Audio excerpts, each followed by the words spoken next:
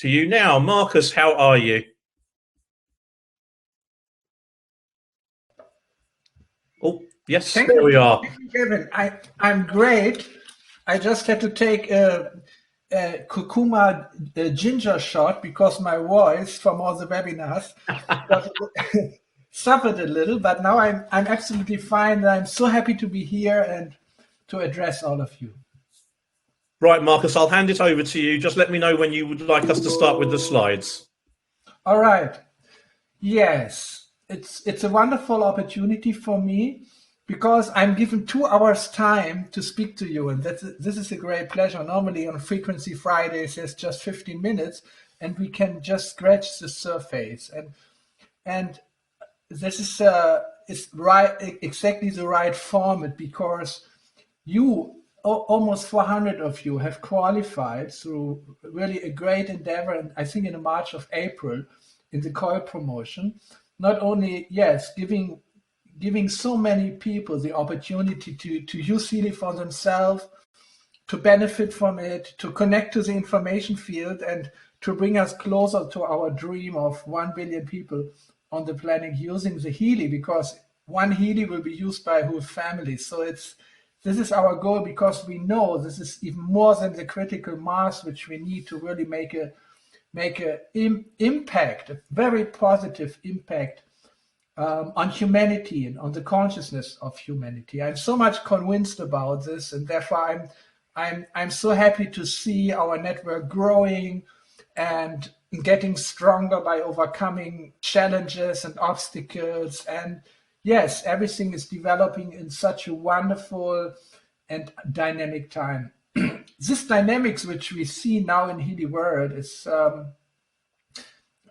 it's so wonderful to see, but sometimes in such a dynamic situations we don't have time to go deep, to really look behind I would say the sales surface or the marketing surface, where we have nice brochures and short videos, but really take the time to go deeper, to try to understand more than you need for just presenting Healy to others. So I'm very thankful for having these 2 hours, and it's about nothing else than the Healy coil. And so I start this presentation on the Healy coil with using the Healy in a completely different way, means in a very classical way. You see, this is not headphones, but this is applicators which transfer the microcurrent through the ear labs, because I had a little dizzy feeling before this webinar, and I can put it off now because right now I'm really fine. And just to show you that the Healy coil doesn't replace all the other ways of applying Healy with the cables, with the local electrodes and so on, but it's really something complementary which just allows you to cover the whole range of possibilities, the whole spectrum, the whole spectrum of possibilities, because what Healy can do is like brilliant white light. It contains all the spectrum of light from the infrared, the red, to the yellow, to the green, to the blue, to the ultraviolet. So using the Healy is somewhere in the middle of the spectrum, and I will a little later give you a graphic which shows you what it really means. I can tell you already something. It's bridging a gap in the middle of our existence as a human being. There's a gap. It's a gap between the material and the immaterial. And the coil is exactly there to bridge this gap between the material, which is our body, which is our even the subtle electromagnetic fields on the material side. But we are not just a material being, but we are also a spiritual being. We are a being in the subtle realm. And actually we are much more real in the subtle realm than we are here on this material level. I would even say that this material level is something like a double from the subtle level. or the subtle level, which we call the information field. And between these two large areas of existence, you can say the area of spirit, which is close to information, and the area of matter, which is close to energy or connected to energy. There's a gap. There's a gap, and this gap is the quantum level. And this needs to be bridged. And the Healy coil intends to bridge this. And I will give you much more detail about this today. And I think we have 3 parts of the lecture. The first lecture will give you a little more detailed insight into the Healy coil study, which we have done. The second part will give you a deep dive into the quantum theory or the quantum theory behind. That's what I'm normally not doing, but we'll talk about the double slit experiment and what does it mean, the principle of complementarity, and how it leads to a very specific, I would say, world miracle of quantum physics that is behind the Healy coil. And in the third part, I like to give you practical hints, practical tips, how you can work day to day with the Healy coil. So that's the idea. And again, before starting going deep, I again like to really thank you for your endeavor and also congratulate you for this endeavor, which you have so successfully done in the month of April, and qualifying for the coil. I think what I heard is the coil is really on the way to you. Most of you will receive it, but some of you have already received it. So hopefully right after this webinar, you will be able to start using your Healy with a coil, which is so beautiful, compact. Yes, again, congratulations for qualifying in this Healy coil promotion. And yes, now we start. And I would like to ask Devin to share my presentation with everyone. So the good news is that you can use the Healy coil almost in the same way as you used the Healy with the cables. It's the same frequencies. It's even the same frequencies programs which we are using. We are just switching to a different medium for transporting the frequencies to our organism. That's the only difference, because using the Healy with the cables, which sometimes is like cable salad, so it's not always easy, but it's doable. We are using electrical current as a medium. And electrical current is a wonderful, extremely wonderful medium, because in this level of microcurrent, using the local electrodes or the wristband electrodes, 10 exponent 18 electrons in a second are moving through our body and reaching so many of our cells and inspiring the cells with flowing charge. So we have talked about this. We have talked about the cell membrane potential model. I don't have to repeat this here. Probably most of you know it. And this is a great feature of the cable electrodes. But we know what we are really looking for is the effect of the frequency. And the frequency can also be transported to our organism with a different medium. So the Healy coil is using a very, very, very special medium on which the frequencies are modulated on. So there is an energy output from the frequency generator and the amplifier of the Healy. So this energy output flows through the double coil, which is within our Healy coil. It's not one coil, it's 2 coils on each side of the Healy coil, and they are connected in the middle. And in this way, they are creating something which I like to call the quantum potential. So the carrier of the frequencies in the special case of the Healy coil is the quantum potential, and therefore I like to call them quantum potential frequencies. I just need now 5 seconds to close the window because somebody started to cut their grass. I'm just back.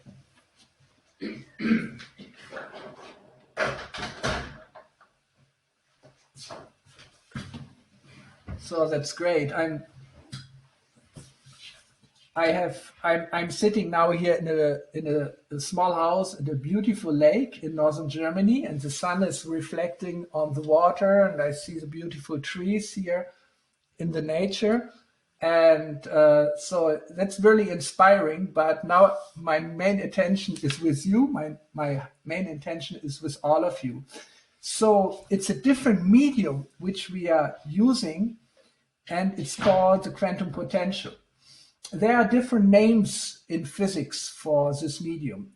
Another name would be the magnetic potential, because it originates from two magnetic fields which are nullified. So it's a nullified field. What does it mean? That it's a field which doesn't apply a force anymore. So it's not really working on the material level. But there is something remaining. When the magnetic fields are nullified, there is a potential behind, which is called the magnetic potential, or another term for it is the vector potential. Because this potential is a vector. It has 3 components, x, y, and z. It's a spatial vector, whereas behind the electrical field is a so-called scalar potential. Behind the electrical and magnetic field, there is a scalar potential and there's a vector potential. In the scalar potential, so-called scalar waves are propagating. And in this vector potential, it's vector waves. So scalar waves and this kind of vector waves are very close connected. And because they mainly act on the material, on the quantum level, and I will tell you in a few minutes what it means, I like to call them quantum waves, or waves in the quantum potential. And this is also a very well-defined physical term, which goes back to one of the greatest physicists of the last century. It's no one else than David Bohm, who Albert Einstein considered to be something like his spiritual son. And I will tell you more about David Bohm and his amazing insights into the deeper nature of quantum reality. So we are using quantum potential frequencies with the Healy coil, and so the electrical frequencies and the quantum potential frequencies, they complement each other in a wonderful way. So before starting going deeper, I will give you some numbers, because whenever we come up with a new product, we are intending to do a similar study as we have done it now. It's a very simple, but it's a very clear study design which we are applying. And the next study which we are going to do, starting very soon in June, will be a study on the effect of the resonance module. It will have the same structure. So this is a structure which we have developed with a large team of researchers, inclusive two experts in clinical studies, Professor Harald Wallach, who is who was a professor also for clinical studies, and he has more than 500 publications on his names. Most of them are studies, and he is right now going to publish this study also in a scientific journal. So it's a so-called randomized controlled trial, RCT. And if you look through, if you're looking through the scientific literature, you will find out that this RCTs, this randomized controlled trials, they are a very, very important basis of substantiation or verification of interventions or treatments or whatever thing you want to validate. So it's called randomized because the participants are not handpicked, but they are chosen randomly. So a few thousand people have applied to participate in this trial, but we beforehand had a protocol fixed and also kind of certified, which said we will take 300 participants only and divide them into 3 groups. And also this division of the 300 who were selected randomly into the 3 groups was a random process. So randomly 100 of the 300 were chosen to be in the control group.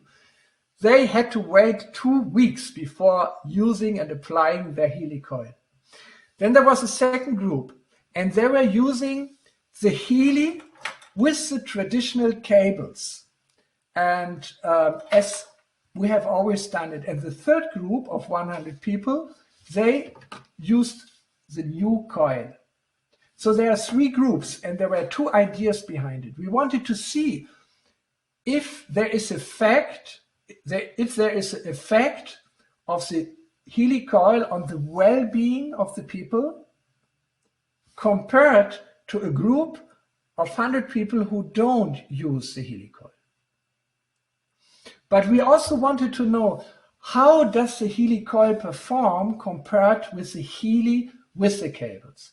So to get all this information out, we need 3 groups: a coil group, a Healy group, and a control group. And this is a first graphic, because we have had 5 different kind of questionnaires to be filled out.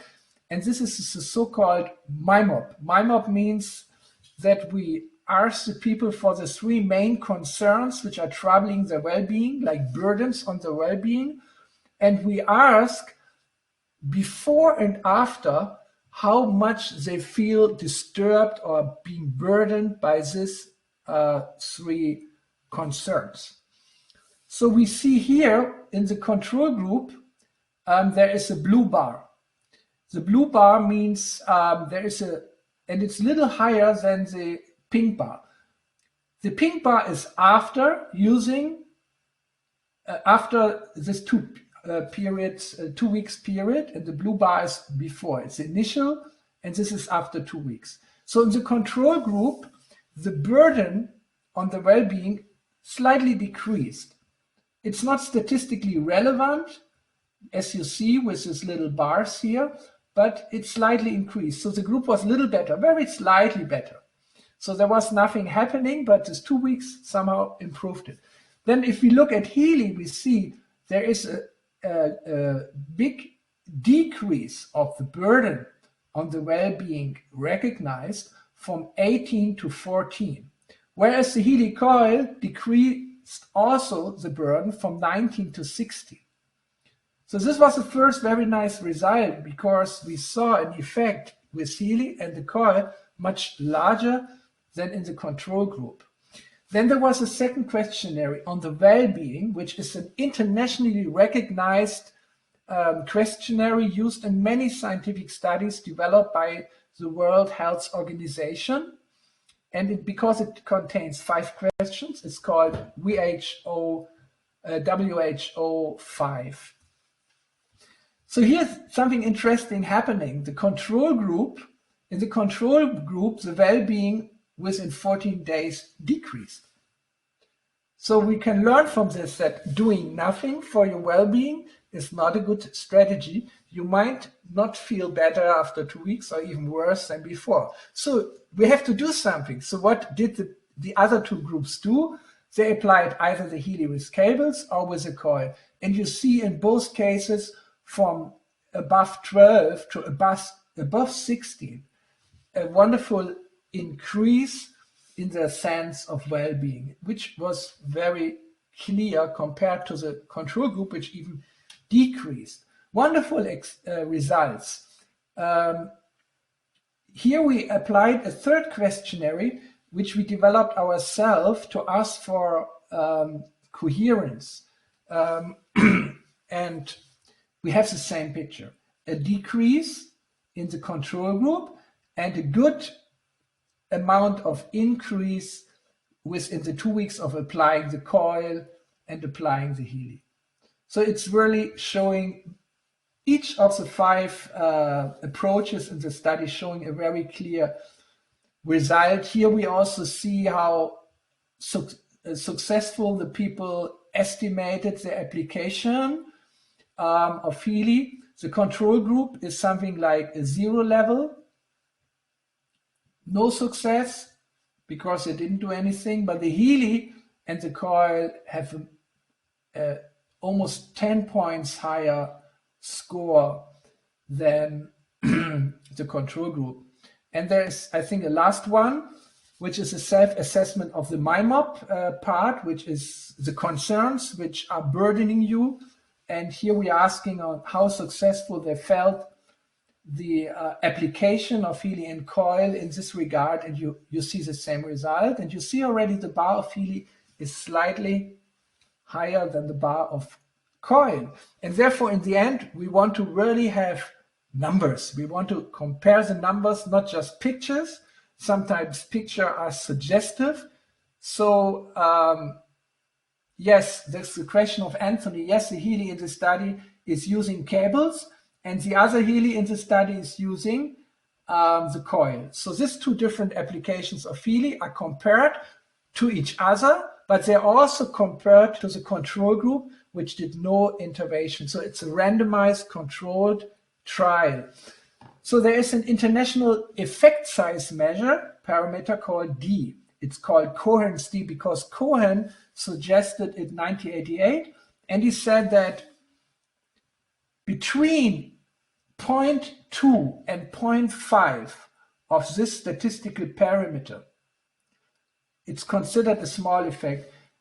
Below 0.2, you can say it's no real effect there, but between 0.2 and 0.5, it's a small effect. Then, if it's larger than 0.5 up to 0.8, you have already a substantial middle large effect.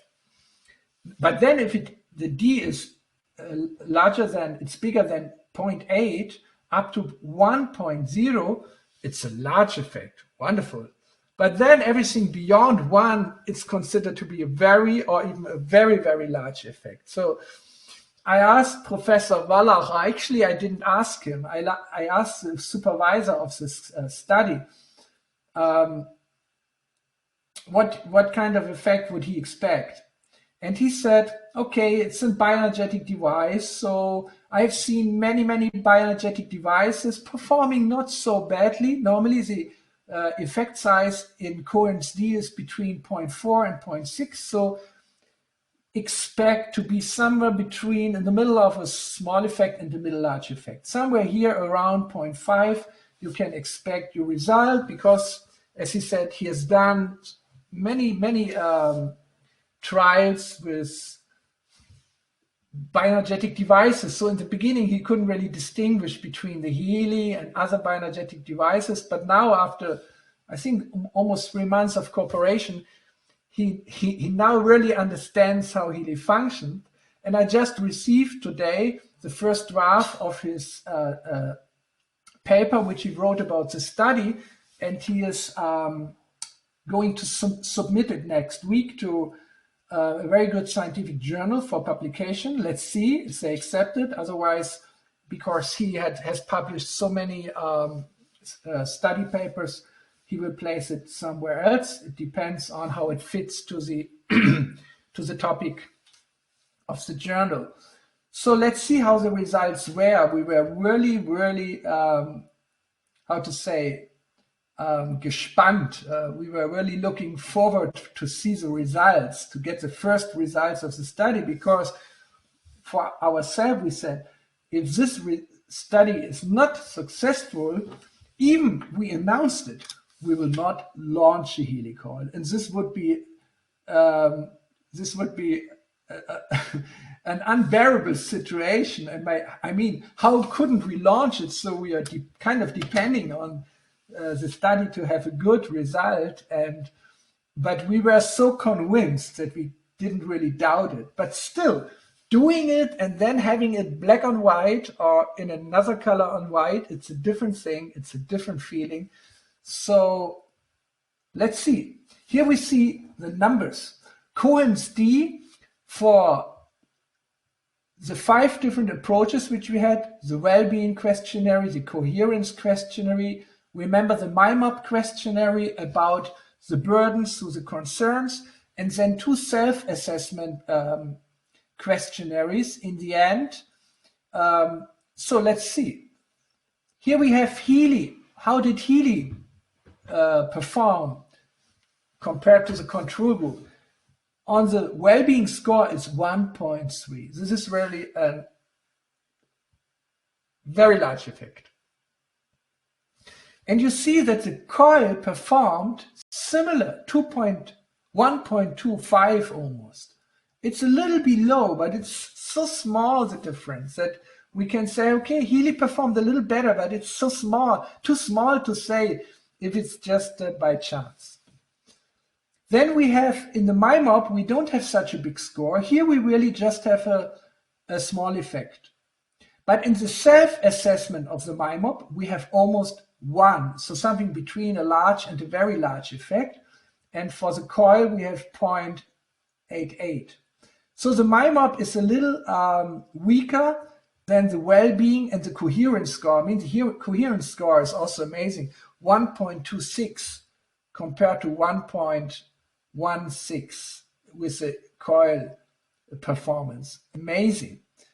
The biggest result we have in the self-assessment of the coherence after 2 weeks, which is almost 1.7, almost 1.6 with the Coil. This is really very much surprising or unexpected results.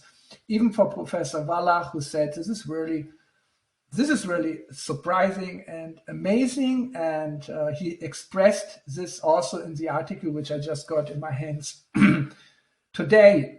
Yeah, a great result. But now let's look at how does the Coil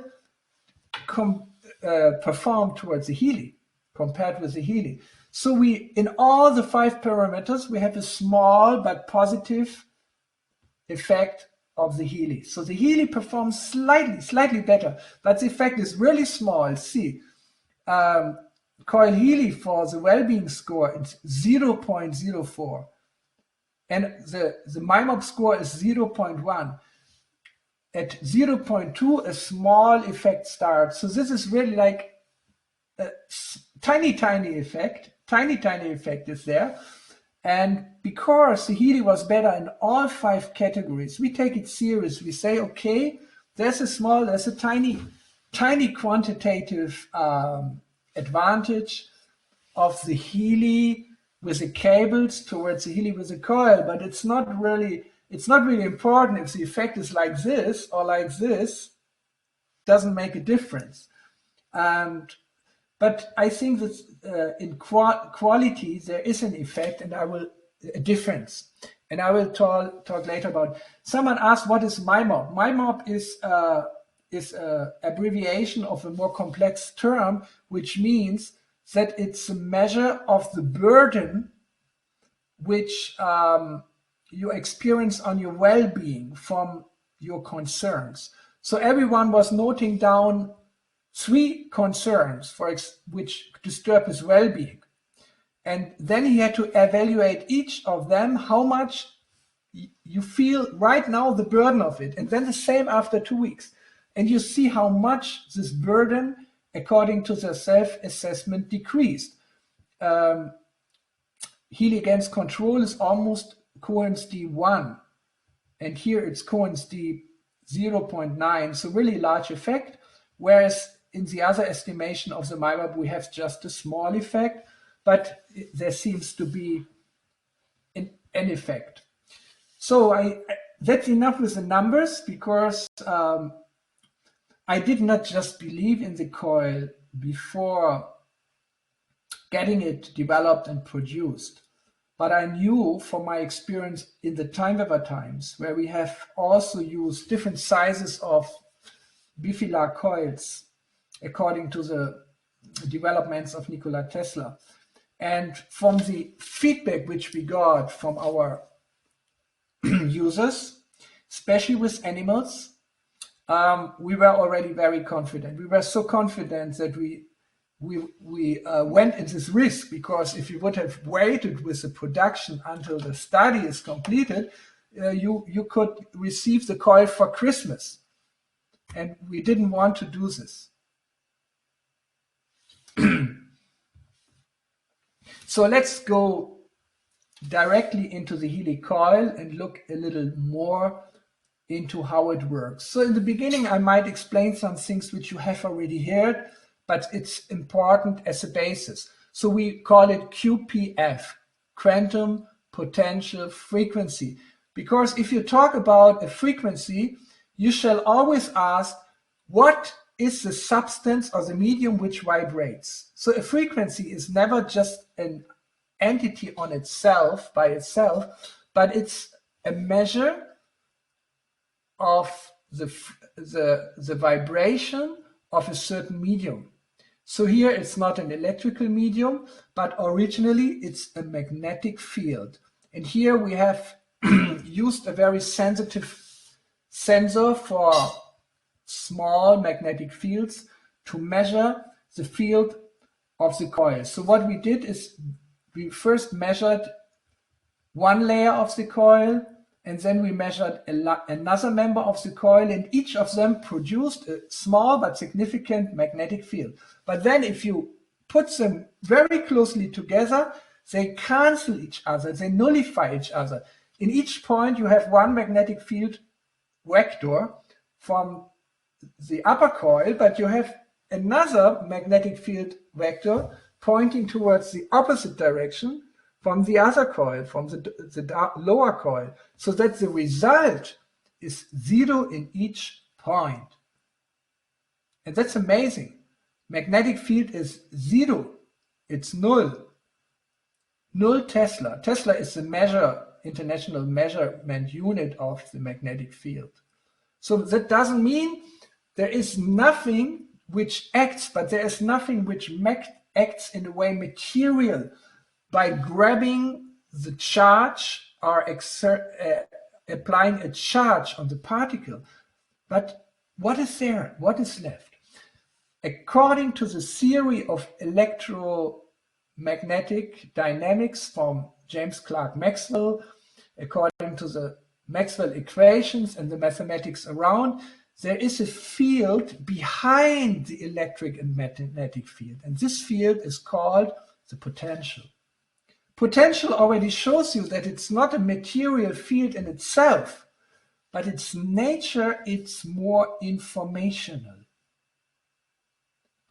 The magnetic field is material because from the magnetic field you have vectors which actually mean a force vector, which is changing the acceleration of a particle. Whereas the potential behind doesn't activate a force on the particle. It's not a force, so it's not a direct material influence. So how does it influence? How does it influence matter going through such a potential?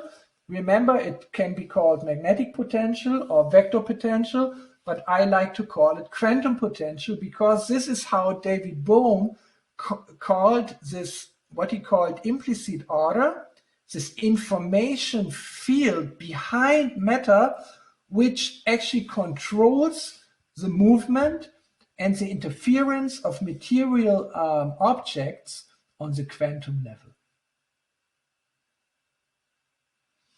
So the Healy coil, if you start it, I have just started it now, it uses quantum potential, which has a certain shape, like on this picture, which you're seeing coming up from the coil in this direction, but also in the opposite direction. So you need to always keep it close to your body so that the quantum potential actually sticks in your body and it resonates with the quantum potential of all the constituents of your system.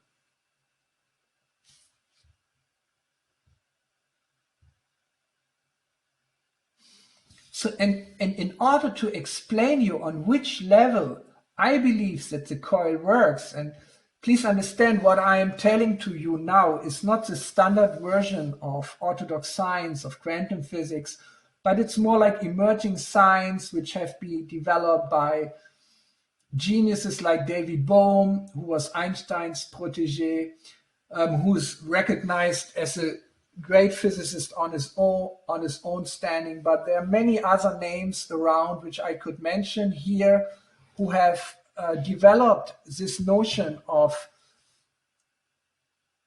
a less material information field behind the material surface. So that is what I always try to convey, that the world which we see is something like an explicit order. It's an order which presents itself to our consciousness through different sensual inputs. But behind this order is a more holistic order which connects the different elements and parts of the external reality. So the implicit order behind the explicit order, or the quantum potential behind the molecular and atomic level, contains much more hidden relationships of reality. It contains all the subtle networks of causation in reality, which we can never understand and never find if we are just looking at individual parts of reality. Even if we look at the quantum properties of a physical element or a molecule or a crystal of something else, if we look just at the quantum qualities and interactions of a single individual quantum object, we can just understand this object in direct interrelationship with its closest environment. Because the quantum effect, when the quantum object interacts with a complex environment, gets lost in all the different relationships. This is called quantum decoherence. A quantum object is always coherent. It contains its own information. It's very clear as a unit. But as soon as it interacts with so many different neighbors, piece by piece, the information gets lost. And therefore, most scientists are of the opinion that quantum effects always only affect the micro level. But that's the good news. In the last decades, more and more macroscopic quantum effects have been found. This means quantum effects which are covering large areas of the material reality, like, for example, large areas in our body, few centimeters, up to 20 centimeters, we find oscillations which are correlated very mystically. And with even applying quantum theory just for itself, we cannot understand how cells within a range of a few square centimeters, how they can all be related to each other in such a way that they oscillate together, that they are forming something what we call, as we call it, coherent domains. So here I want to show you an experiment which has originally been done around 220 years ago by, I think it was Thomas Young, who first time performed the double slit experiment with light. So the double slit experiment says that light is shining at an obstacle which has two slits through which the light can pass through. And then that time already the idea was that light propagates as waves. And here we see the blue area is a wave picture. And here you have 2 points which corresponds to these two slits from where two individual waves of light expand into the space behind the slits. This is like throwing 2 stones simultaneously into the water, and each of them creates a ring of waves. And these 2 rings of waves start to interfere with each other. And here at the screen in a distance from the 2 slits, you find the result how these 2 waves are interfering with each other. So in the end, you find places where you see a lot of light, and then there are dark areas where no light hit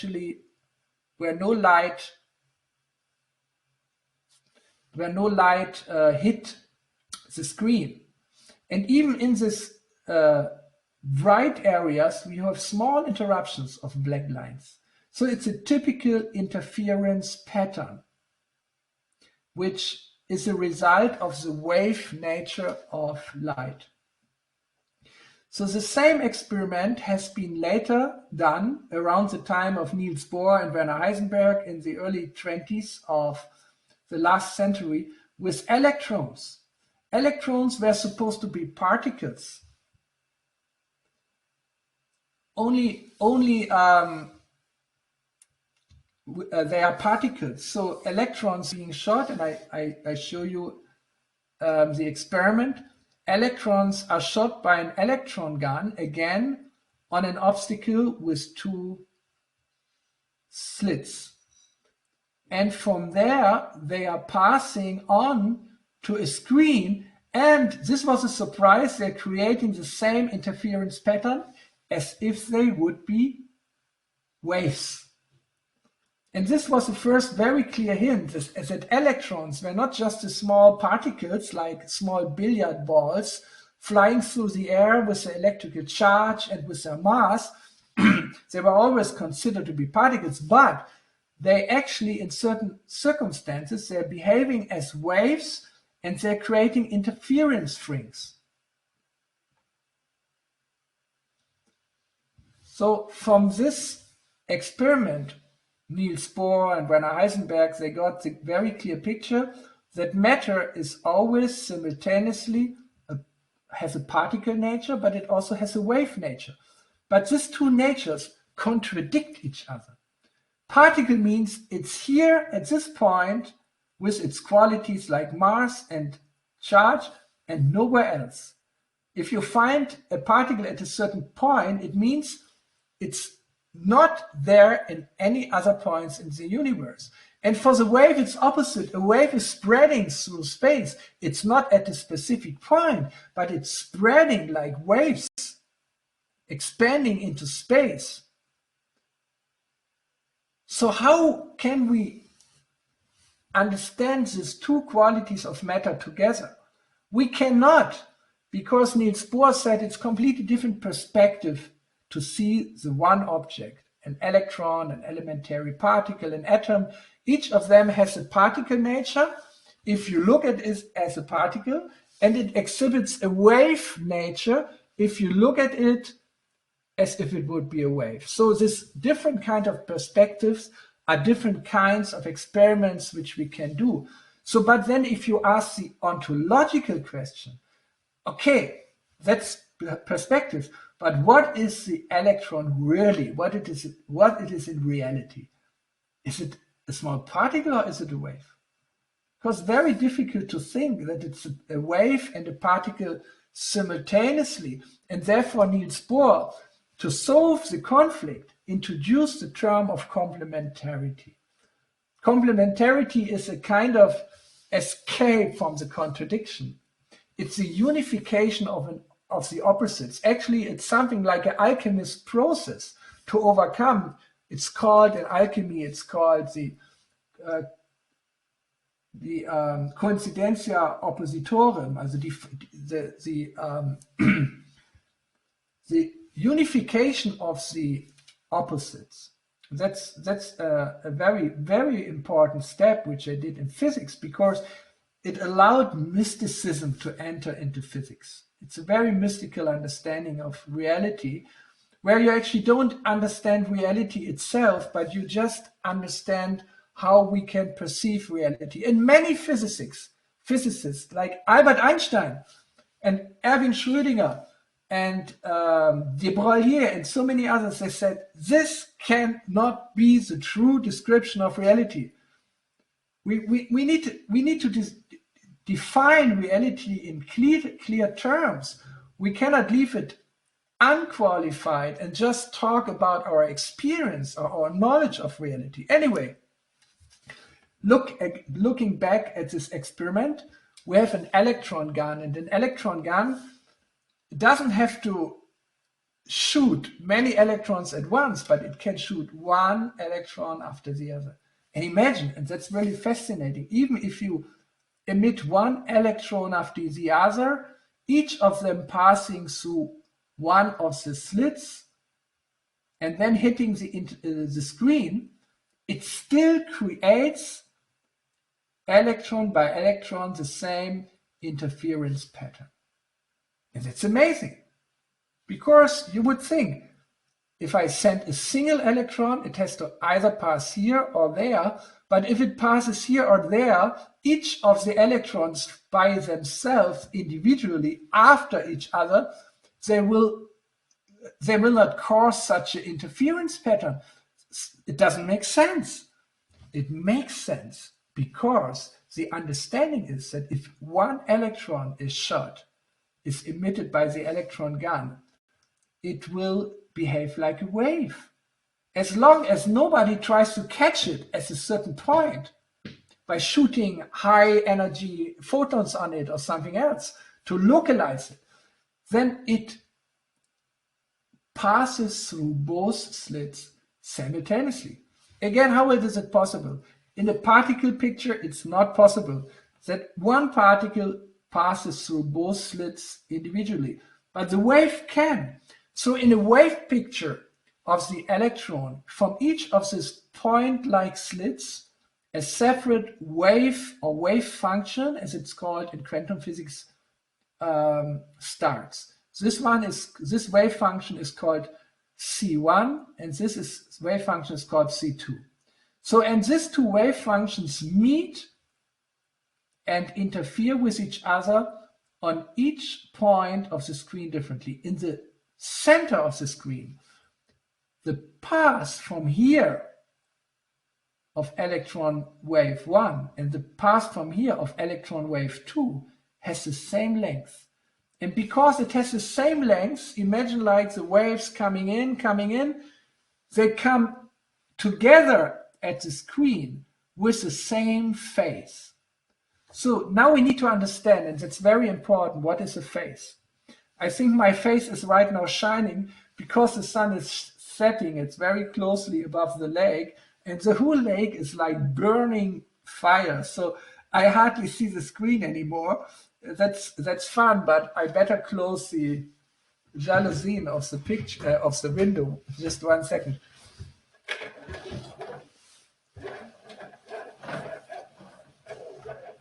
Okay.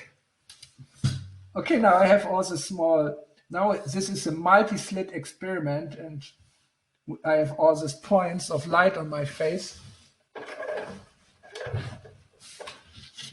Okay, now it's better. So what?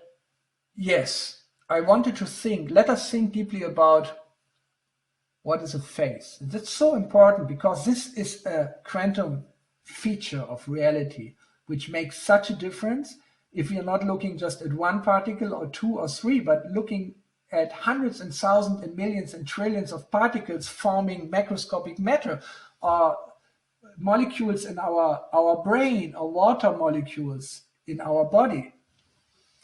Then we need to understand what is a phase.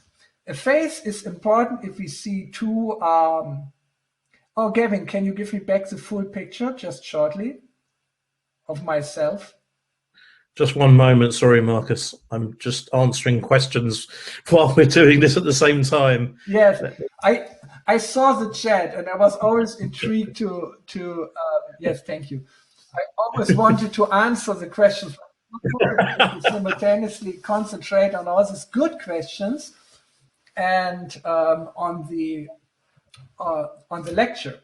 So if we look at these two waves of the electron, on the one side, one is vibrating, and on this other side, the other is vibrating. And normally they are not correlated. They can vibrate even if they're vibrating with the same frequencies, like in the case of the electrons. The phase can be different. So the phase is the difference of when they reach the top. For example, when this wave, number one on the left side, reaches the top, the other is still going up, and when it reaches the highest point, the other is already down, and so they are have a certain phase shift. It's a difference of phase, and this difference of phase is so important because according to the difference of phase of the phase angle, we have either constructive interference or destructive interference. In this case, the phase shift is zero because they are coherently vibrating. This is coherence. But in this way, they are vibrating with the same frequency. So frequency is the same, but the phase is a difference of 180 degrees. And in this case, the resulting wave is zero. So this is what we see at the interference screen. And please give me back the presentation. Yes, and therefore, point by point, we either have the nullification of the intensity or a maximum of the intensity, depending on the phase difference.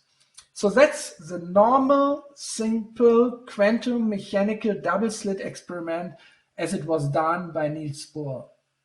More than 100 years than the first appearance of this experiment by Thomas Young. So, but here, something very special comes in. And this is what is called one of the world miracles of quantum physics by one of these great journals, either Science or Nature called it like this. It's called the Bohm-Aharonov effect. David Bohm, together with a Russian physicist who had a great standing on its own, many great discoveries, they first time developed this thought experiment, and then it was confirmed by many, many real experiments. So what they did is in the middle between the two propagating waves, they place a magnetic field with a considerable strength. But not just a normal field, but putting in a metal cylinder which will completely shield the field, so that outside the cylinder, for sure, the magnetic field has a strength of zero. So what happens if they put on the magnetic field? If an electron moves within a magnetic field, a force will cause an acceleration and a change of its path. So there will be, we would expect, if the magnetic field is there with a certain polarization, that the result would be strongly disturbed. But because the field is symmetrically shielded and it's zero everywhere where the wave function would propagate outside this unpermeable cylinder,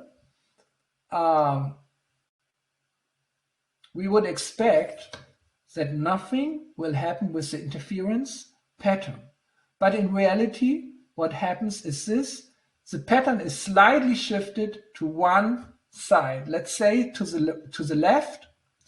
But then if you switch the polarization of the magnetic field, so you switch the north and the south pole, then the interference pattern is shifted to the other side. And if you continue playing with the magnetic field, you continue shifting the interference pattern. And if you put the magnetic field off, then it again establishes itself in the center. And just from all the quantum effects which were known at the time and which were considered when Bohm and Aharonov came up with this idea, this should not happen. Or the question has to be asked, what acts on the electrons if not the field? And because the field is zero, it is the quantum potential or the magnetic potential, which is called A in terms of in relation to the magnetic field, because this quantum field from which the magnetic and the electrical field emerge into material space, This is not zero, and its effect doesn't depend on its amplitude. So it works even outside the cylinder. And the interesting thing is this field you cannot measure. You can only measure it by its quantum effects of shifting the phase of the electrons. And this is what it really does. It shifts slightly the phase of this wave propagating into this direction and this phase wave propagating into the other direction, so that in the end, here when it comes to the screen at the same point, there is a phase shift and not anymore zero, so that we in the center don't anymore have the maximum, but we might even have a black spot there. So this is what is really happening. The quantum potential, which we still have if we nullify the magnetic or the electric field, this quantum potential still acts, but on a much more subtle level than the material forces of the magnetic field. It's a more subtle level because it works on the information level of the wave function of the electrons. And now imagine you have this quantum field, or this quantum potential as we call it, vibrating, and it's placed in such a way that it works inside your body, so it resonates with the quantum potential inside your body. So there is a resonance of the quantum fields of your body and the frequency generated here. And all the particles going through this quantum potential are influenced in the same rhythm of the frequency. And this is exactly what we want to achieve. We want to apply the frequencies of the Healy on a deeper level. With the cables, you dominantly apply it on the molecule level and on the level of the electric field, which keeps the molecules together. But with the coil, you go one step deeper to the quantum potential behind, which by its very nature is already as, it's not matter anymore, but what David Bohm called active information. It's active information because, for example, I have great books here. They contain information, but the information is passive. I have to start reading it and translating it into meaning in my consciousness to activate the information. So this field is not passive information, which is just there, but it's acting. It's acting on the molecules and particles of the physical material reality. And therefore, David Bohm called it active information. It's acting on the phase of the wave function of the particles. This picture shall give you a little visualization of this approach by David Bohm. I call it Bohr versus Bohm. Niels Bohr, you know, he's one of the most prominent fathers of quantum theory. He has developed the wave-particle complementarity idea. So his description of quantum physics is like this, that a quantum system, like an electron, is normally present in space as a wave function, a probability wave. And if you're not looking for where the electron is, it will be smeared over the space in terms of such a probability wave, which will tell you with which probability you find the particle if you look at a certain position. So here we are looking at a certain position. There's a particle 1. We're looking for its position at the time 1, and we find it here, which is the point x1 in space. But shortly before, it was a wave function spread all over the place. And shortly after, it's again another wave function, the red one. Before it was a blue one, afterwards is the red one. But in the moment of observation, where we find it at a certain location, it's a particle. Before it was a wave, and afterwards is a wave. But if we look for a particle, we'll find it. So at the time t1, it's a particle. Around, you have to describe it as a wave function. This picture never, ever, ever, never satisfied Albert Einstein. He said, that's crazy. This quantum theory is crazy. It's either wrong or it's incomplete. So he had a big quarrel with not with David Bohm, but with Niels Bohr about it continuously, which culminated in 1935 in Copenhagen. And Niels Bohr, he won the public debate on it. But Einstein, in his whole lifetime, he was fighting against this idea because he considered it weird. He said this quantum thing is weird. So David Bohm managed in 1952 to publish an amazing paper where he could overcome this weirdness and came up with a very clear picture, which I like very much. Here we have a particle 1, and at all times t and x, it's a particle which has a certain position and certain properties like mass, like charge. It's always somewhere as a particle, as we expect a particle to be. But simultaneously, there is a quantum potential around it, which is guiding its way through the space and time, through what we see here. He called it a pilot wave. So it's a field, the quantum potential around, which is basically the holistic influence of its whole environment, of the whole universe, on the particle. And the particle is guided by this quantum potential wave through a pilot wave of certain frequencies. So here the frequencies come into the game as the pilot wave, which connects the particle to the information of the quantum potential. And it's called pilot wave because it kind of directs the movement of the particles from inside, like a pilot is directing an airplane from inside by using the steering mechanism. But if you look from outside, you say, okay, there is a technical thing, there is a plane, it's moving in an intelligent way. How is it moving in an intelligent way? Is it by chance or is it by some natural laws? But of course, easily we can understand there's a pilot sitting inside. And he's not just flying there, but he's operating and guiding the path of the airplane by the information which he's getting from the airports, from radar stations, and so on and so on.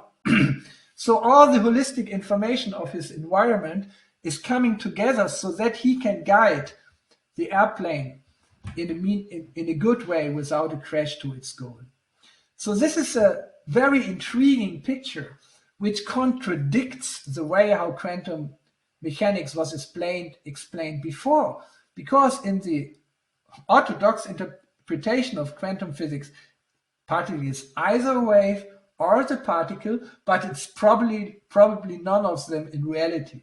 In Bohm's pictures of realism in quantum theory, the material is organized in particles, yes, but they are guided by one holistic field called the quantum potential, which by pilot waves with certain frequencies is guiding the particles on the way through the universe. So it's a very big difference, and I'm very happy with David Bohm's picture coming up, because it distinguishes between an explicit order, which is represented by the particles, the molecules, elementary particles with their forces interacting, and an implicit order in the background, which is a pure quantum field. And its nature, it's active information.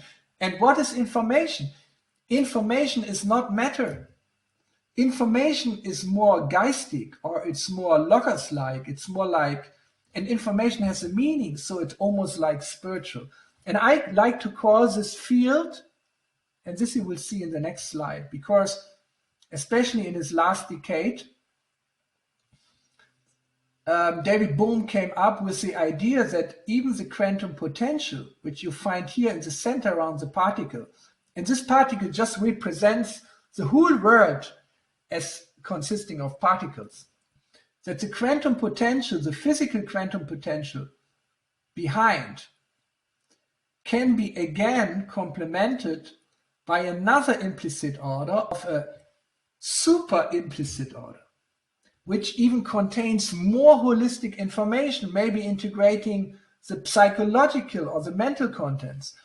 And this super implicate order can be complemented by a super to the square implicit order, which contains more and more holistic influences of reality, covering more and more complex networks, also of influence of consciousness. And in this way, David Bohm said there's an infinite number of an infinite series of super implicit orders.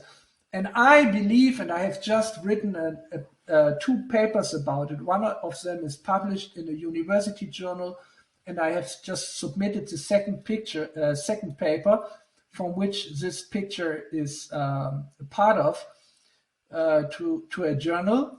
And for me, the limit of this this series of an infinite series of implicit order converges against the information field. So the information field is something like the ultimate border of wholeness. It's the ultimate implicit order, which can never be reached, but it can only be approximated. And there are many details of this theory. I can't really go deeper into it here.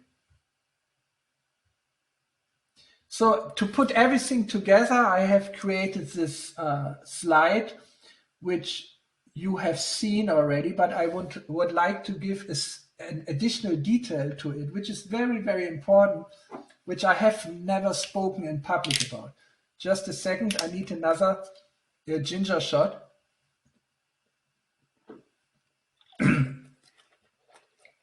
For my voice. Okay, here, what do we see here? We see that we are living in a material world. Like Madonna once had this nice song, I'm a girl in the material world. We all are boys and girls in the material world. At least our body is. And our body is permeated by electrical and magnetic fields and other type of fields, which are still material. So it's a more subtle, but still material reality, which we find here, and the body embedded in its environment and in the whole universe. But nowadays we know by great researchers like David Bohm or others like Giuseppe Vitello or Umezawa, this is great quantum field theorists, who have stated that we all have a double in the vacuum state of the quantum fields. It's a zero energy state of the quantum fields in which each of us is projected as an individual entity. And I call this the individual information field. So the individual information field, it's on the quantum field zero energy levels, and this we call the quantum vacuum. I believe that the quantum vacuum, this means the zero energy states of the quantum fields, is a home of what I call the information field. And also the author, Professor Giuseppe Vitello, of this wonderful book, who almost has the same kind of graphic on the cover, but I just got it 2 weeks ago. It's amazing for me to read it, and all the synchronicities of the thoughts of Professor Vitello and his team with my personal thoughts. I feel it's so encouraging because so many people right now all over the world have the same ideas. I believe there's really a revolution in science going on right now, and the revolution is recognizing so holistic beyond quantum fields, which show traces of consciousness and subjectivity. And this is what Professor Více calls your double. I have a slightly different opinion. I believe this double is much more our original self than this projection into matter. I believe that our material body here, that's our double. This is kind of our stuntman. You know, when Sean Connery plays James Bond in the really dangerous, acrobatic scenes where he's jumping from one roof to the other, whatever James Bond is doing, crazy things. In the movie, he's not doing it itself, but there's a stuntman. There's a kind of a double doing it for him. And so I consider this body to be my double, to be my stuntman in this material movie going on, because this is such a dangerous environment. You know, I could fall into the lake. Like a few weeks ago, I decided to take my kayak and take my son and row out into the lake. And it was a nice experience, and we came back. And then afterwards, I decided I will go to swim. Maybe this is 7 weeks ago or 6 weeks ago. And I jumped into the lake, and it was so shocking, freezing cold. I mean, undescribable experience. And I just with an unconscious reflex, I managed to get out again. If this would have happened when we were on the lake, I don't know if we would have ever reached the shore again. With a little luck, yes, but sometimes I feel I really need a stuntman in this material world by some really crazy things happening. But actually, the good news is you have a stuntman, and that's your material body, because you are not this physical body. You are not the electromagnetic fields, the aura around and inside the body. And you are not even the quantum processes which connect this material to the immaterial world. But you are much more connected to the individual information field, which is below the quantum fields on the zero energy level of the quantum fields, on the level of the quantum vacuum. And it already contains so many traces of consciousness and subjectivity that we can say it's pure information. And part of this field, I call it the body information field, is directly related to the body. Another is related to the mind or to the soul level. In this, like mind and soul is more like conscious and unconscious experience of the psyche. And they all together make up my personal information field. And this is much more my individual, closer to my real individual identity than this double here in the material world, which even at one point has to die. I know since I'm born that I will never die, because I'm a being which has never been born, which is never growing old, and which will never die, but the body has to. So there's no good reason why ultimately the information field has to die when the body dies. But there's much more information which I got from my research on this, and I can speak another time about it, because this quantum vacuum states, which contain all the information, all the traces of consciousness and subjectivity, they are also following certain laws, which we can now discover while this great paradigm shift in science is taking place, where these fields are recognized, where the level behind the quantum level is recognized, and where it's more and more recognized that reality and also consciousness is not the information field or the matter, but the interaction between both of them, the interchange. And this interchange between the information field representation of me and the material representation of me, this is life energy, this is chi, this is prana, this is the flow of quantum information happening here in the center as bioenergetic processes or quantum processes. And you see, here there's a gap. And I have purposefully not drawn these two lines as at one line, separating the material from the immaterial, but as a gap. And it's in reality, in physical reality, it's an energetic gap. There's an energetic gap between the vacuum states up here, which are pure information, and the material states, which are excited states containing certain energy. So there's an energetic gap. And the coil, and here we come back to the star of the evening, the Healy coil operating on the quantum potential level is meant to bridge this gap. And this is where the Healy coil is supposed to, or it's designed to operate, because it uses quantum potentials. The quantum potential connects the vacuum states with the electromagnetic fields of our body. So the frequencies of the coil are supposed to bridge the gap between the information field and the material field. So therefore, the coil is of such, in my opinion, of such a central relevance that it's such an important complementation of the cables.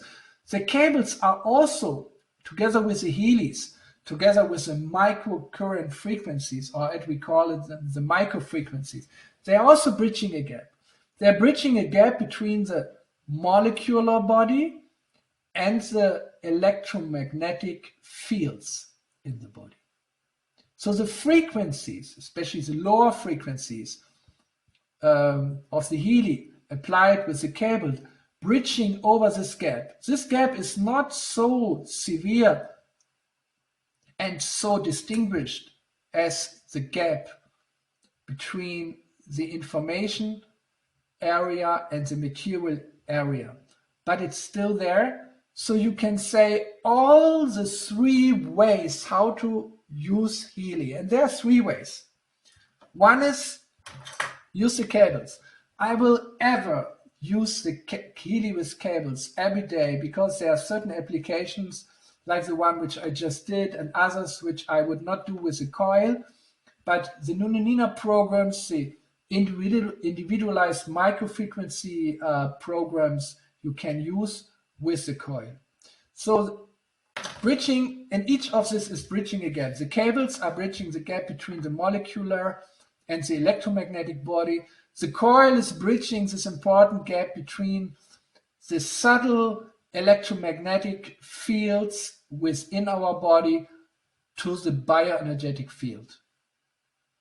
And the bioenergetic field is the lower part of this vacuum states of the information fields, which corresponds or communicates with the body. But there are other parts. I've already shown you the mind and soul aspects, and the integration of body, mind, and soul through quantum entanglements. You can say in more scientific language, conscious, unconscious, and the body united through quantum entanglements in the individual information field. The individual information field is actually embedded in my theory and my model, and that's not only my model, but many others are contributing to this. It's based on Burkhard Heim, and Roger Nelson has the same idea with his global mind, global consciousness. The individual information field, which is always connected to an individual living entity, which is self-referential, self-reflective, which possesses self-consciousness, which is self-organizing and communicates with its environment, using and creating coherent fields and domain within matter. So how do we know that somewhere such an individual information field is active? We can see it empirically, we can measure it nowadays, because whenever coherent domains appear within living matter, we know, oh, here's the effect of the quantum field vacuum, which is related to the information field. So the information field, through the quantum potential create coherence, they create order. The effect is that they make all the oscillators in reality vibrate along together within one phase, creating amazing effects, especially in our brain. Water is so important. 90% of different parts of our body consist of water. Water is the basis of life. And it's so sensitive for information fields. Professor Giuseppe Vitello, Umezawa, and Freeman, whom I have talked about a few times already, wonderful researchers, they found that the basis of connecting the quantum vacuum with the dissipative structures in our brain, the molecular structure, is the dipole structure of the water. Water consists of unlimited small dipoles, which are electrically polarized, and each of them is an oscillator, and all of them together are induced from quantum vacuum states to vibrate coherently. And this is what we see in the brain whenever a thought comes up, an emotion comes up, we make a decision, or we memorize something, we activate a certain memory. The connection between the quantum vacuum state of our consciousness, our information field, and our memory to the brain needs to be activated, and then coherent domains appear, and you see them very clearly in the EEG. Therefore, in our laboratory here in Castle Kranzlin, we are using also 16-channel EEG system to do this kind of Fourier transformation of complex EEG patterns, if we, for example, apply Healy waves, because they work in the brain also. So the water is so important, and water has dipole structure, and it's organized by this kind of quantum fields. Oh yeah, I wanted to talk about something more, because the individual information field is related to an individual living entity. It can be a cell. It can be a cell in our body. It's already an individual living entity. But the whole universe has a double in the quantum vacuum, of course. So there is a global information field within which me, with my individual information field, and you with your double, your quantum vacuum double, is embedded in. We are all embedded in the global information field, as all the small information fields of my body are embedded within my personal individual information field. And in this way, they work with one purpose. Imagine each of the cells in our body following their own agenda. Oh, this will not end very well. This will be a catastrophe. We would dissolve in all directions immediately. At one point, the cells of our body, they decided, okay, if I want to survive, the best is I serve a higher purpose, an organism which is more complex than me, which has a more developed mind and consciousness as me, because if this body, my host, survives, I will have a great time.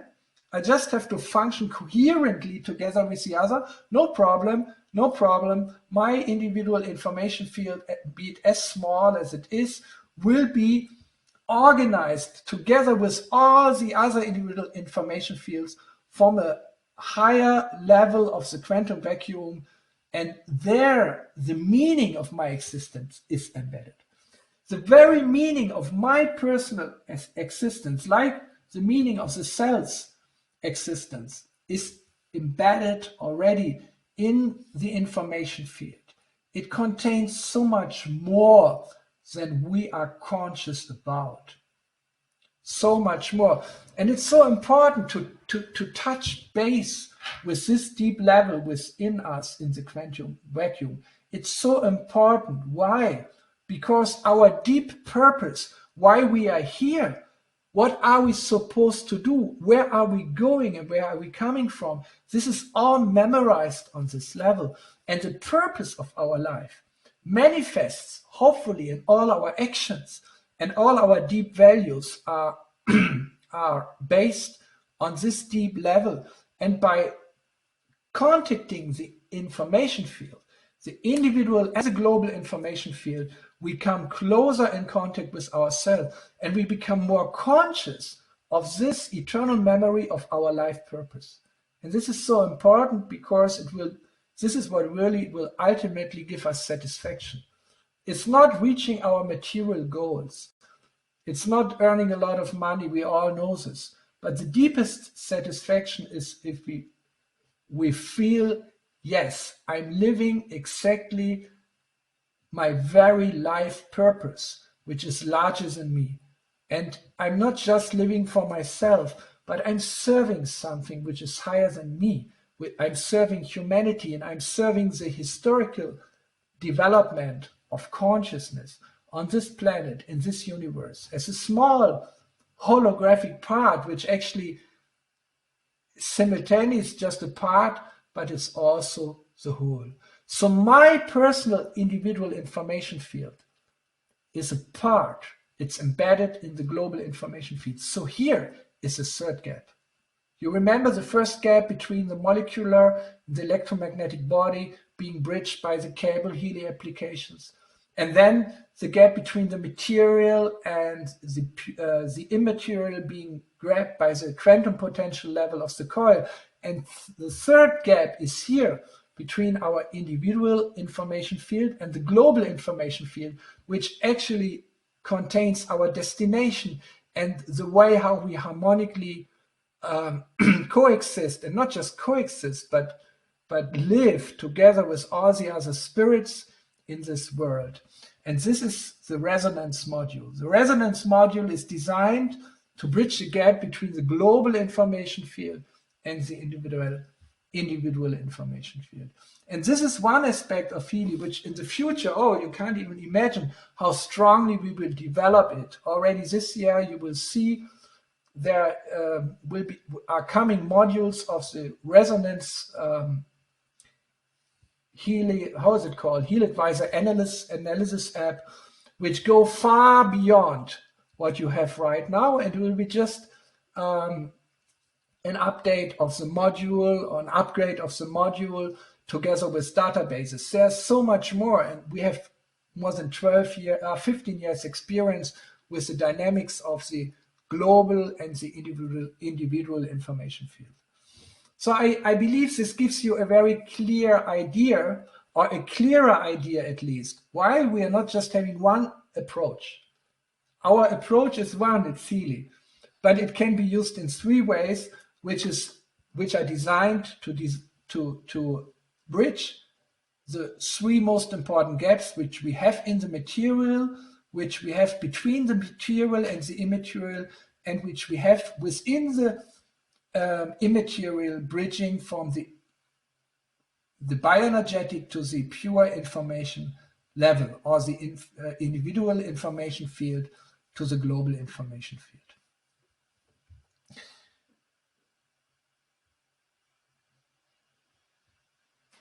I already wanted to say that's it for today, but it's not, and I'm still very good in time. Marcus, would you like to have another ginger shot before going into the final section? Yeah. We've obviously had a lot of questions. I just want to give Marcus a couple of seconds to have a breather, because he's done 2 hours of this intense training this morning as well, and then has gone off into various meetings and things during the day, and he's come back and is in astoundingly good form. So, Marcus, I'll let you get back to it now. Don't worry. Thank you, Gavin. Thank you. But I announced the third part of this lecture, and this lecture is supposed. There's a third part of the lecture, but definitely I don't want to trouble you with this today. I just want to give you an idea. It's about the principle, how we bridge from the individual information field to the global information field, or how actually such a bridging on a deep quantum level can be explained. And remember here the 3 types of bridging. So in such a bridging, information is transported, or in modern terms, we can say it's teleported. And that's not much more as I want to say about it. And I have long discussion with Professor Dr. Harald Wallach about it. And he published many scientific papers and even books about it. applying the principle of quantum teleportation. And there's a lot of theory behind, but today I will just give you the idea that I believe that quantum teleportation of information fields is behind the technology of Healy, but this would be a little too much theory today, would beyond our time limit, so I'm directly jumping to the practical applications of the Healy coil. So let's slow down a little. Now I'm preaching to myself.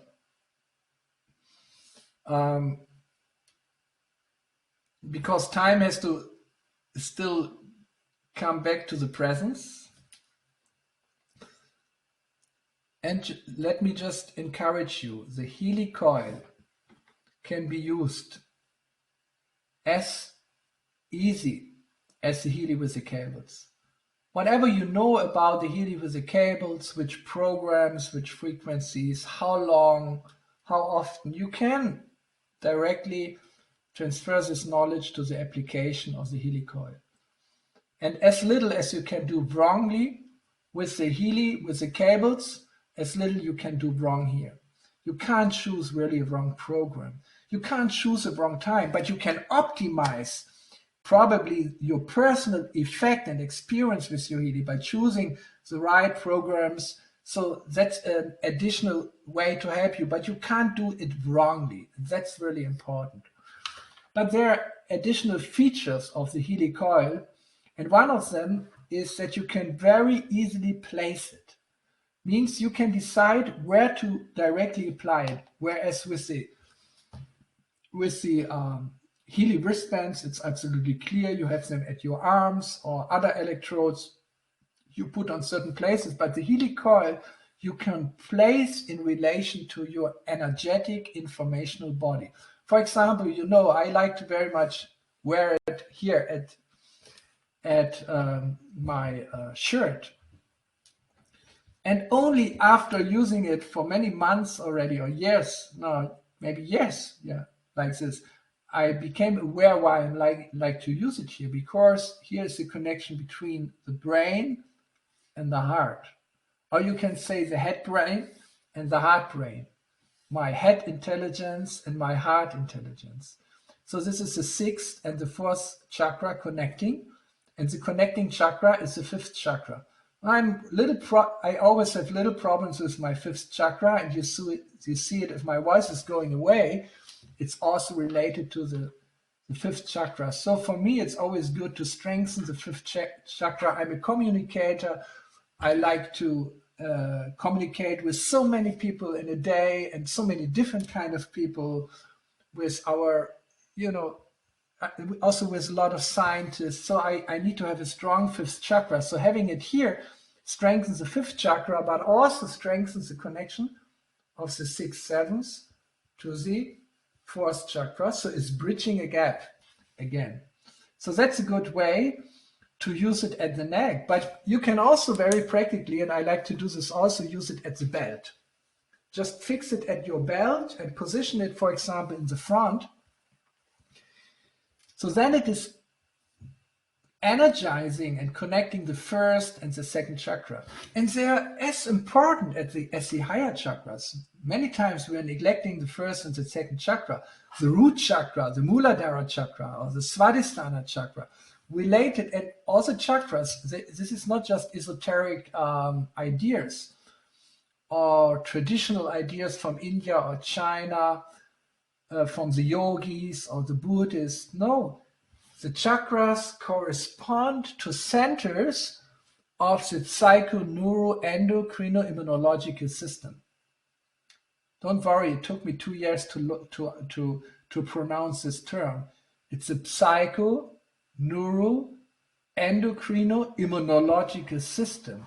Because this is what even now orthodox science discovers more and more, that our consciousness, the psyche, is very closely related to our nerves, the neurons, neural system. And the neural system is connected to the endocrine system, means the emission of hormones from our glands.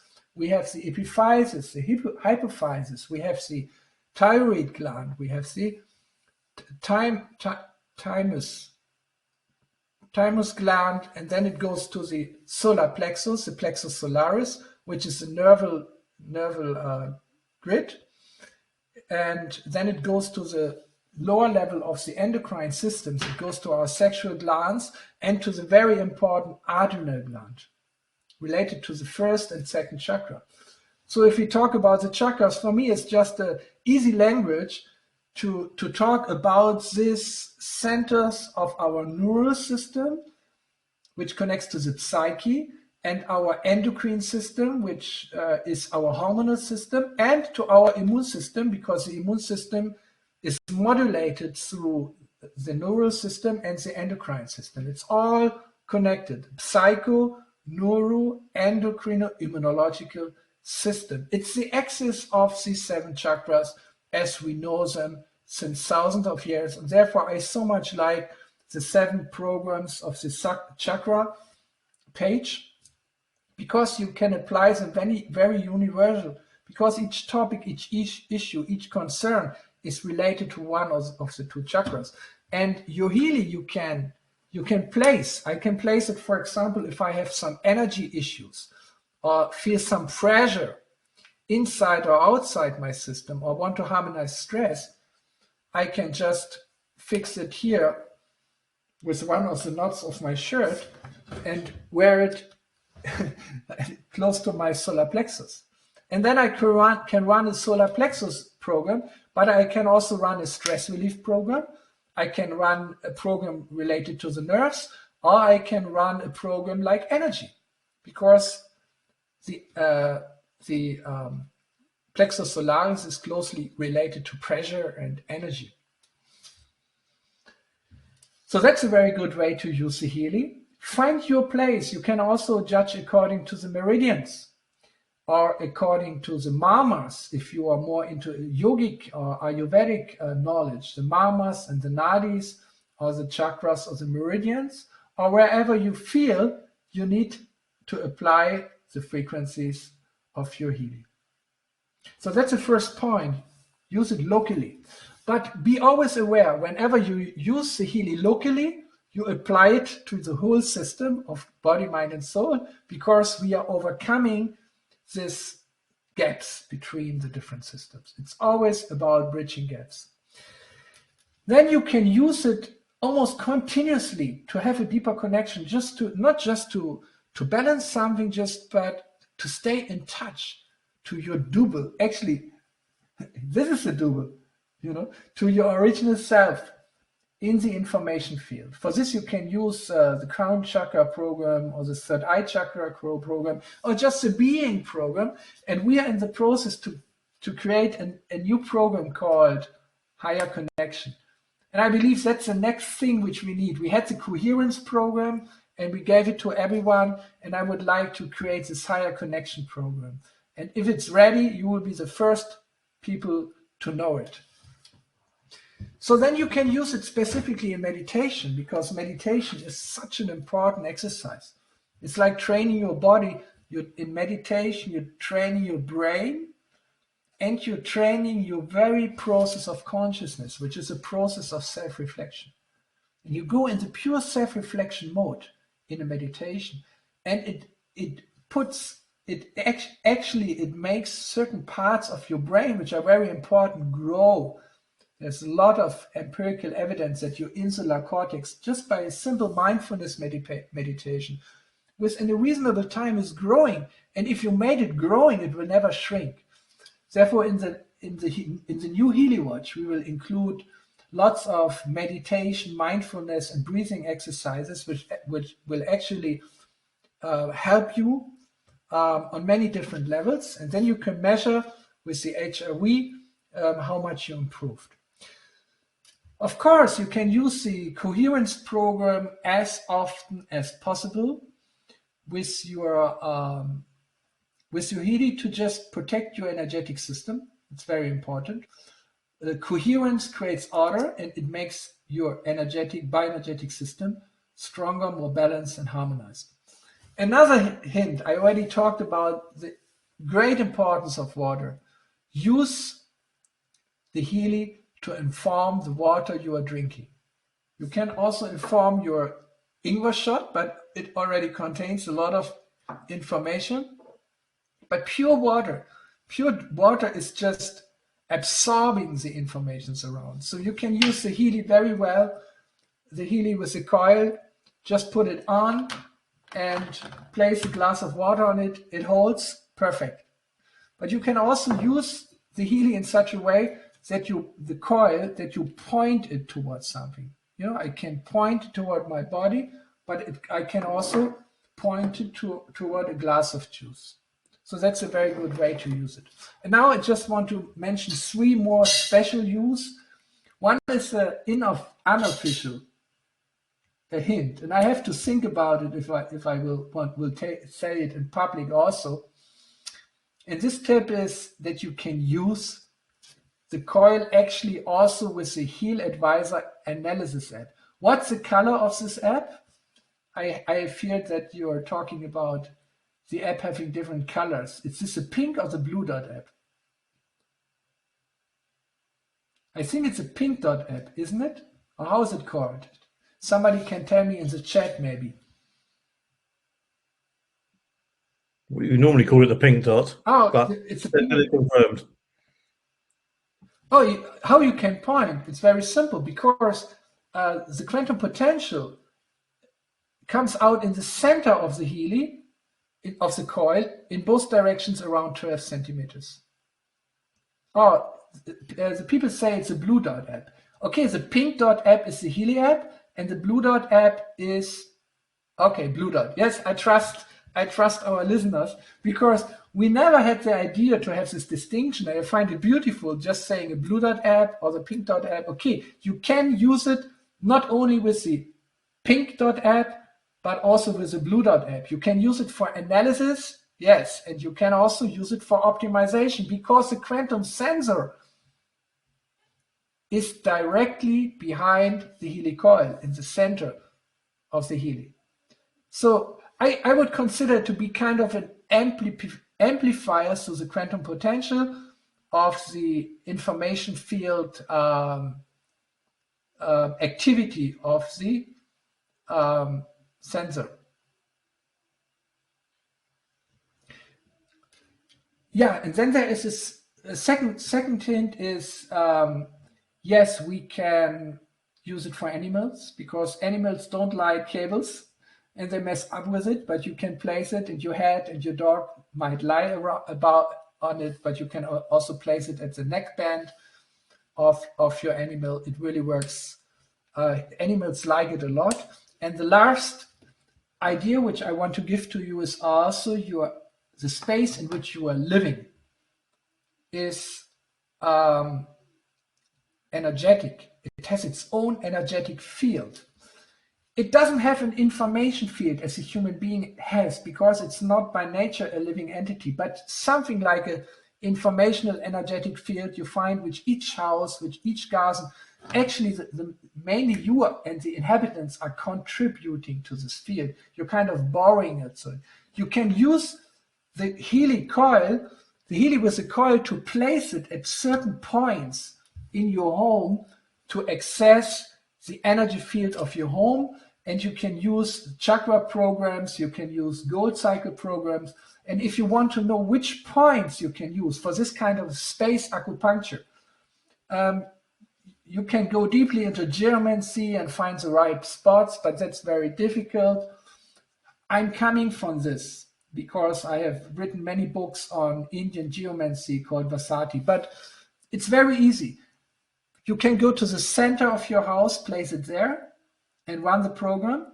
You can experience the effect all over the house, or you can go to the northeast to your house. Take a compass, stand in the middle of your room or your house, and look towards the northeast. Find the northeast, and first check, what do you have going on in your northeast? If it's garbage, take it away. If it's heavy rocks or heavy goods which you're storing there, take it away, open it, free it up, and place your Healy coil and run the energy program, run the program pure, and the energy space of your house will be very thankful to you. Oh, Krishnalaya, you were surprised to hear this, isn't it? So time is almost over. We have good news. 12 minutes is there. So I have seen so many questions popping up, so many questions. So I don't know in which sequence to answer them. Because maybe, Gavin, you have chosen already a few of them. We will actually not forget any of your questions, all your reasonable questions. Right, first question for you, Marcus. I've got them. Let's. I'll leave this slide up here in the background, or would you? Maybe I'll close the slideshow and put us both up. Yes. And I'll ask you some questions. The first question is make us great again. Right, I will make us great, bigger and stronger than ever before. Here we go. Marcus, the first question, so you don't feel completely alone. The book that you referenced earlier by the Italian gentleman, I think Vincenzi, can you give the title and the details of the book, please? That was a very big question that came up. I just type it. It's called My Double Unveiled. I put it into the there you chat. Go. My Double Unveiled and Unveiled. And also is Giuseppe Vicello. It's a wonderful scientist. He has done a lot of work also. Okay, I misspelled him. Okay, I write again. Giuseppe. My Italian is not so good. Vicello. Wonderful author, and it's a beautiful book, and I hope you can still get it. Not that it's out of print. I'm going to just scroll back up from some earlier questions. There were some more technical questions, and as much as I'd love to have attempted to answer them, I would much rather you did, because you've developed this product and started with the Healy Coil literally since you were a baby. So there's a German one here from Bettina. Kann man die Hauptprogramme bei der Analyse-App aufschwingen? Ich habe gehört, die Frequenzen sind da nicht hinterlegt. Genau. Can I answer in German or in English? Better in English. I think you should answer Bettina auf Deutsch and then auf English. In the Healy Analysis app, the Healy Advisor Analysis app, you can analyze which Healy program to use. But you are supposed to use them in the Healy, not use to vibrate them, because, as you said, the frequencies are not there. So you will still have a benefit on the informational level from it, for sure. But the real benefit is if you use the frequencies. I know many people using it in such a way that they analyze it and then they directly use it with a Blue Dot app. That's not the intended use. The intended use is go back to the Pink Dot app and really apply the frequencies. Doesn't mean that you're not also having effect in the other way, but that's not the way how I wanted it to be used. Great, thank you, Marcus. I hope that's answered your question, Bettina. Now we're going to go from a German question to an Italian lady, Serenella. How many programs a day can you use with the Coil? More than just the 3 that we can run with cables? That's a very common question. Yes, you can. I'm more a minimalist, so I like to use any 2 and 3 programs. But for example, if you have a special purpose like coherence or stay in a deeper or in a higher connection, then you can use it continuously. You can even run a sleep protection program over the whole night with the Healy Coil. Great. So that's you can use it as often as you want. Because it really depends on what is your purpose. The analysis which you do with the Blue Dot app, with the resonance module, you don't normally do so often. I believe that if you do it once a week and then apply the same optimization list every day, that's sufficient. And after 1 week, you can do another analysis. So do it week by week.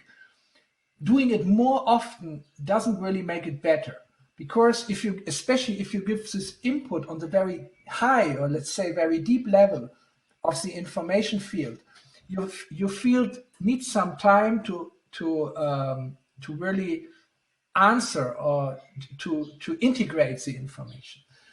So if you get one optimization list, for example, with some Bach flowers and some Anthony Pepler psyche homeopathics, they have such a potential to transform you on the unconscious or informational level that you should give them time. Otherwise, you can use, I think the I Ching is also there, isn't it, in the resonance module? This you can use as often as you have questions. But otherwise, use it once a week is enough. You know, if you feel after 2-3 days you should use it again, use it. But you don't need to use it much more often. Whereas the Healy program, it's good to have a daily use. Nuno Nina, for example, also is a minimalist. Sometimes he even leaves a day in between, not using, just for your body to integrating. So, but I like the daily use, the regular use of Healy every day, at least one program with the cables. And as we have the coil, at least one program with the coil, because in this way you cover all the 3 gaps. Once a day with the cable, once a day with the coil, and use the resonance module just every few days or once a week even is really sufficient. I'm even using it less often. Of course, I'm using for my informational field also the time waiver, but regularly, but once a week is sufficient. Great. We've got a message, a question from a gentleman called David, who could be Italian, to continue our theme, but he could be from anywhere. Does the coil make it safe to use the microcurrent programs for people with pacemakers, metal in the body, epilepsy, pregnant women? I would say for multiple conditions, all the contraindicators we see for using the microcurrent. This question's been asked quite frequently, actually. I have a very clear answer to this, but before officially giving it in such an important place, I will consult our security officer, our quality management officer, and our CPO, and our legal advisor, and then I will give it to every one of you, because I know the answer for myself, but I want to make sure, because it's contraindications is such a sensitive issue, and I want to be absolutely precise on it. And I'm sorry that I'm not prepared for this question, but now as it is asked, I'm sure it needs its care. And those questions, Marcus, I asked it to get that exact response because we would never just stand up here and make any claims of any kind. This is a issue of legal importance, and therefore, it's clear. So we will definitely make sure, Gavin personally, make sure that you will get the answer on this question after I've clarified. I think tomorrow it's already there. Marcus, you've just hidden yourself from us, from the public. I've seen. We need to bring you back on. I think you just need to press your video button again. The one with the circular face. No, Gavin, it's as another reason. It tells me that my connection seems to be low at the moment. Probably my children started to stream some YouTube videos. Okay, someone has asked, what are the best programs with the coil?